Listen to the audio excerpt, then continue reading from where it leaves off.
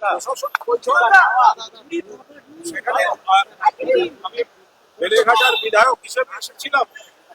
সেখানে বেলেঘাটার উন্নয়নের জন্য আমি মাননীয় মুখ্যমন্ত্রীকে আমি আমার এলাকার কিছু নির্দিষ্ট কিছু কাজ, কিছু হসপিটাল সংক্রান্ত কিছু পরিকাঠামো উন্নয়ন, সুভাষ সরোবর থেকে শুরু করে একাধিক নানা ধরনের হাসপাতাল, এই ধরনের চিঠি জমা দিয়েছি।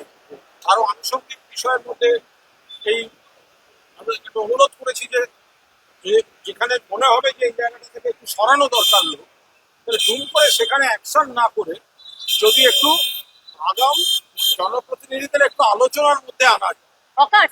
হ্যাঁ, প্রথমেই একেবারে অ্যাকশন যদি এটা নেওয়া যায় সেটা অনুরোধ করেছি, এবং তাতে মনে হয় সেটা একটা মানে মনে হলো যে সেরকম একটা ইয়ে। আর 2 নম্বর হচ্ছে আর একটা বিষয় হচ্ছে যে আমি রাজনীতি করতে চাই না, বাট এই যে ধর ফাপড় এই যে হচ্ছে, পুলিশকে ফোন করলে কিছু আমাদের মানে রাজনীতি না করতে অনেক যারা সত্যিকারের কেউ দোষী করছে, তারপরে যারা রাজনীতি করছে শুধু তারা অ্যারেস্ট হয়ে যাচ্ছে ইত্যাদি।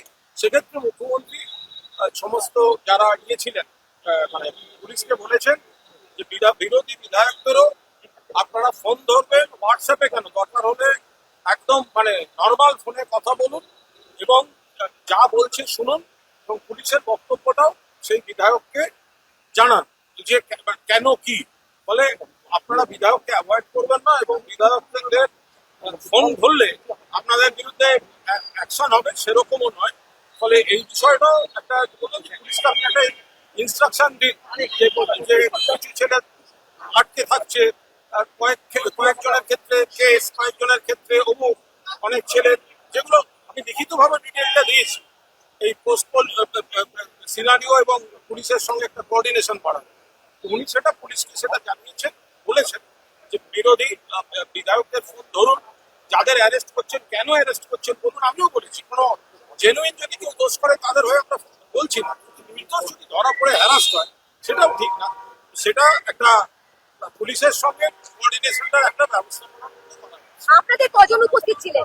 আমি এইভাবে বলতে পারবো না, আমার অনেক চেনা আমি পেয়েছি। বৈঠক ইতিবাচক, বৈঠক ইতিবাচক। প্রথম দিন এলাম, প্রথম বিষয়, প্রথম দিন এসে দেখুন আমরা যারা জিতে এসেছি সবাই কেউ নির্দল জিতে আসেনি। আমরা অল ইন্ডিয়া তৃণমূল কংগ্রেসের এমএলএ হিসেবে এসেছি, মমতা বন্দ্যোপাধ্যায় প্রার্থী হিসেবে এসেছি। ভোটে দাঁড়াবার সময় তখন মমতা বন্দ্যোপাধ্যায়ের ছবি লাগিয়ে বড় বড় কথা বলা, আর ভোটে হেরে গেছি আমরা উল্টো দিকে দাঁড়িয়ে আছি। বিরোধী শাসক হলে এদের মধ্যে অনেকে চলে যেতেন, শাসক হলে এদের মধ্যে অনেকে চলে যেতেন, অনেকে ওদের ওদিকে আছেন।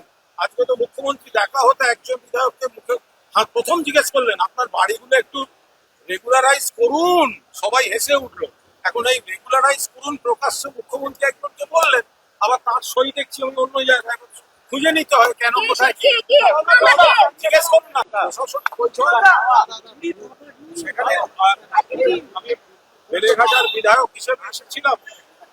সেখানে বেলেঘাটার উন্নয়নের জন্য আমি মাননীয় মুখ্যমন্ত্রীকে আমি আমার এলাকার কিছু নির্দিষ্ট কিছু কাজ, কিছু হসপিটাল সংক্রান্ত কিছু পরিকাঠামো উন্নয়ন, সুভাষ সরোবর থেকে শুরু করে একাধিক নানা ধরনের হাসপাতাল, এই ধরনের চিঠি জমা দিয়েছি।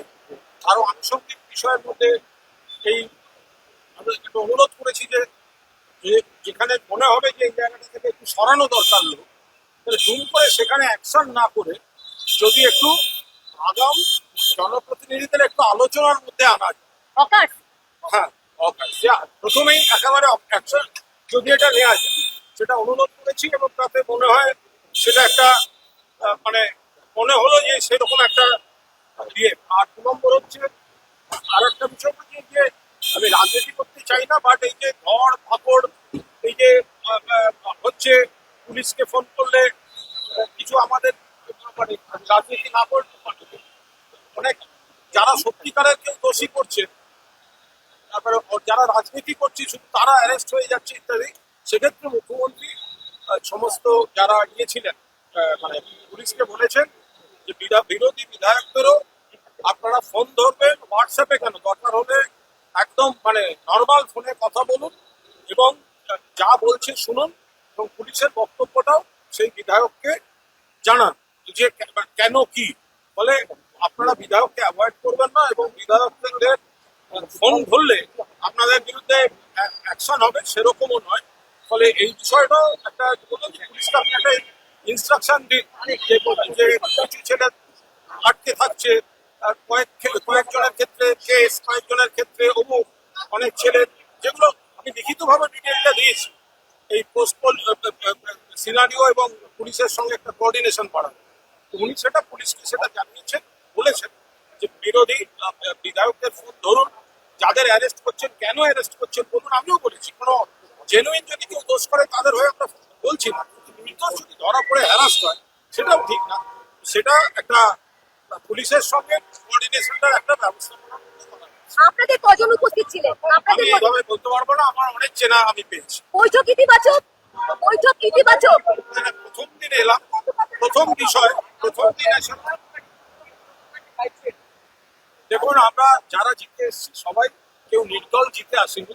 আমরা অল ইন্ডিয়া তৃণমূল কংগ্রেসের এমএলএ হিসেবে এসেছি, মমতা বন্দ্যোপাধ্যায় প্রার্থী হিসেবে এসেছি। ভোটে দাঁড়াবার সময় তখন মমতা বন্দ্যোপাধ্যায়ের ছবি লাগিয়ে বড় বড় কথা বলা, আর ভোটে হেরে গেছি আমরা উল্টো দিকে দাঁড়িয়ে আছি। বিরোধী শাসক হলে এদের মধ্যে অনেকে চলে যেতেন, শাসক হলে এদের মধ্যে অনেকে চলে যেতেন, অনেকে ওদের ওদিকে আছেন। আজকে তো মুখ্যমন্ত্রী দেখা হতে একজন বিধায়ককে মুখে হাত প্রথম জিজ্ঞেস করলেন আপনার বাড়িগুলো একটু রেগুলারাইজ করুন, সবাই হেসে উঠলো। এখন এই রেগুলারাইজ করুন প্রকাশ্যে মুখ্যমন্ত্রী একজনকে বললেন, আবার তার সই দেখছি আমি অন্য জায়গায়, খুঁজে নিতে হয় কেন কোথায় কি। জিজ্ঞেস করুন না, সবার সামনে হয়েছে সেখানে। আমি বেলেঘাটার বিধায়ক হিসেবে এসেছিলাম, সেখানে বেলেঘাটার উন্নয়নের জন্য আমি মাননীয় মুখ্যমন্ত্রীকে আমি আমার এলাকার কিছু নির্দিষ্ট কিছু কাজ, কিছু হসপিটাল সংক্রান্ত কিছু পরিকাঠামো উন্নয়ন, সুভাষ সরোবর থেকে শুরু করে একাধিক নানা ধরনের হাসপাতাল, এই ধরনের চিঠি জমা দিয়েছি।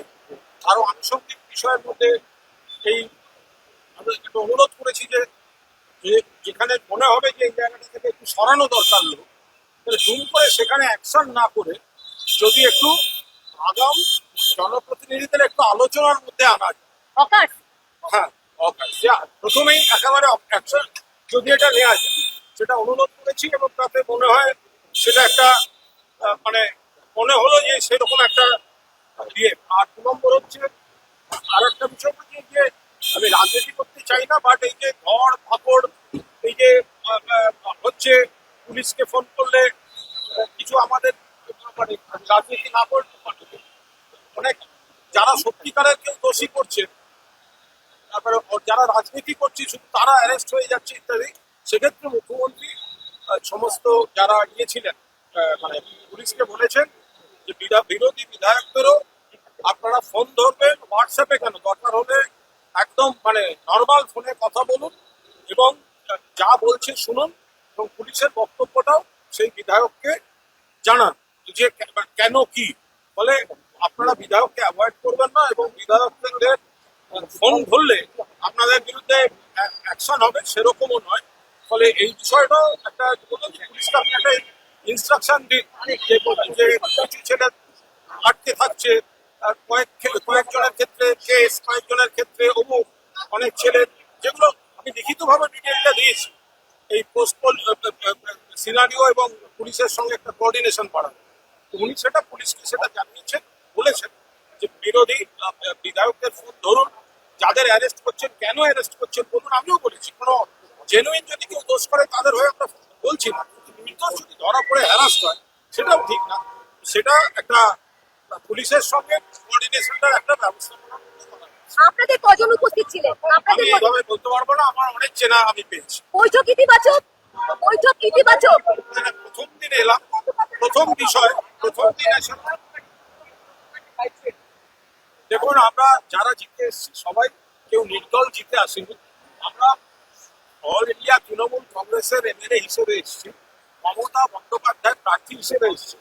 ভোটে দাঁড়াবার সময় তখন মমতা বন্দ্যোপাধ্যায়ের ছবি লাগিয়ে বড় বড় কথা বলা, আর ভোটে হেরে গেছি আমরা উল্টো দিকে দাঁড়িয়ে আছি, বিরোধী শাসক হলে এদের মধ্যে অনেকে চলে যেতেন, শাসক হলে এদের মধ্যে অনেকে চলে যেতেন, অনেকে ওদের ওদিকে আছেন।